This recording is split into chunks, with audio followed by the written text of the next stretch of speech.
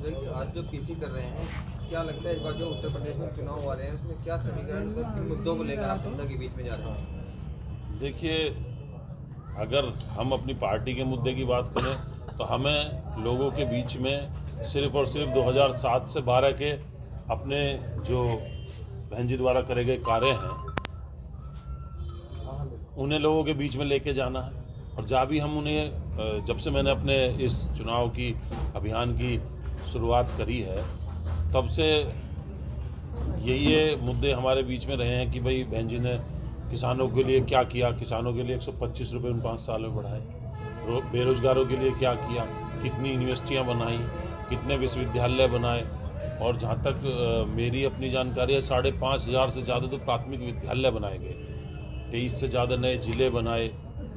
और इन्होंने क्या किया, इन्होंने क्या, किसी उस समय बहन जी ने कितने रोजगार दिए, मतलब शिक्षा के क्षेत्र में हो, रोजगार के क्षेत्र में हो, सड़कों के क्षेत्र में हो, बहन जी का विकास जबरदस्त था।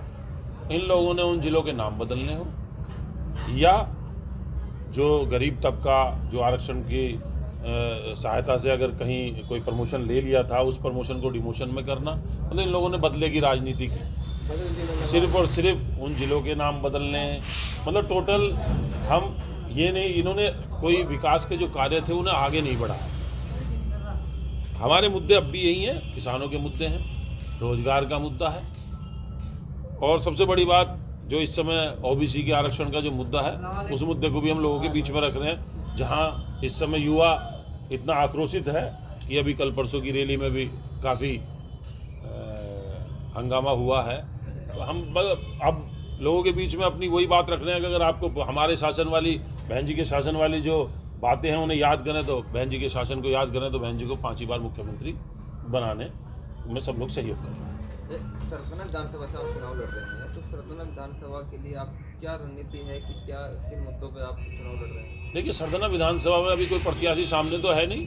अभी तो माननीय बहन जी ने जिले में सरदना विधानसभा का प्रत्याशी सबसे पहले घोषित कर दिया था।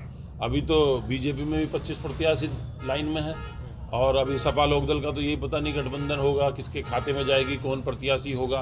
हम तो अपने शासन की अच्छी यादें लोगों के बीच लेके जा रहे हैं, और भाईचारा, क्योंकि जो भाईचारा इस भाजपा ने खराब कर दिया है लोगों के बीच में, जो हिंदू मुसलमान के बीच में एक बहुत गहरी खाई पैदा कर दी है, उसे पाटने का काम कर रहे हैं। सरदना विधानसभा में मुस्लिम समाज और हिंदू समाज बराबर की मात्रा में है, और अगर हम लोग साथ मिल के चले हैं तो ही इस क्षेत्र का विकास संभव है।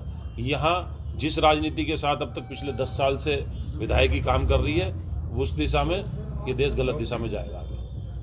इस तरीके से अब कृषि कानून की वापसी हो गई, 1 साल तक लगातार किसानों का धरना चला, क्या लगता है कि इस जो बीजेपी वोटर किसान नाराज थे बीजेपी से, वो दोबारा बीजेपी की तरफ जाएंगे? 700 आदमियों की आहुति लेके किसी हठधर्मिता को, जब किसानों ने जबरदस्ती उसे घुटने के बल ला दिया उस सरकार को, उसे आप ये तो नहीं कह सकते कि वापस ले लिया। वापस तो उन्हें लेना ही था, अब ना लेते 2 साल में लेते। वो किसान थे, वो 10 साल भी नहीं हटते, वो तो मजबूरन। आपने जब 700 लोगों की आहुति ले ली, अब आपको दिखाई दे गया 5 राज्यों में चुनाव है, आप सिर्फ चुनाव के लिए, अगर आप चुनाव के लिए इसे वापस ले सकते थे तो क्या 700 लोगों की जिंदगी कोई मायने नहीं रखती थी?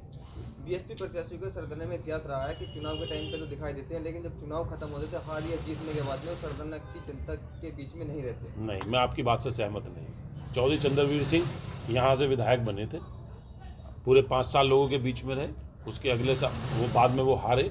इमरान भाई, ठीक है, इमरान भाई भी यहाँ से लड़े, हारे, जनता के बीच में रहे। ये कहना चंद लोगों का है, अन्यथा बसपा एक परिवार है, उस परिवार में सुख हो या दुख हो हम लोग सभी वहाँ पहुँचते हैं। आज स्थिति ये है कि मुझे यहाँ की जिम्मेदारी दी गई है, जिस दिन से मुझे ये जिम्मेदारी दी गई है, और आगे इस जिम्मेदारी को मैं बखूबी निभाऊंगा, आप देखते रहें।